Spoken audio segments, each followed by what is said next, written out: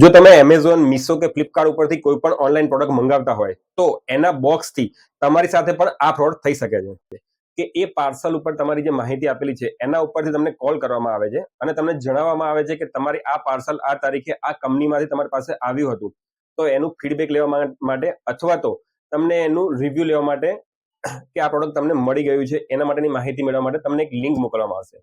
આ લિંક જો તમે ઓપન કરશો તો તમારા બેંક એકાઉન્ટમાં જેટલા પણ પૈસા હશે એ ઝીરો થઈ જશે અને તમારું બેંક એકાઉન્ટ ખાલી થઈ જશે.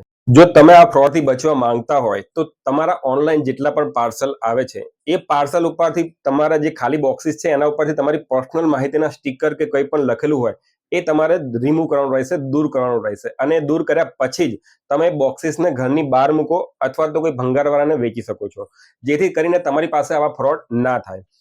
અને આ વિડીયો તમારા મિત્રો અને સંબંધીઓને જરૂરથી શેર કરજો કે જેથી કરીને એમની પાસે પણ આ ફ્રોડ થઈ શકે નહીં. અમારા આવા જ વિડીયો જોવા માટે મનન કન્સલ્ટન્સી ચેનલને આજે જ શેર કરજો, લાઈક કરજો અને સબસ્ક્રાઇબ કરજો. જય હિન્દ, જય ભારત.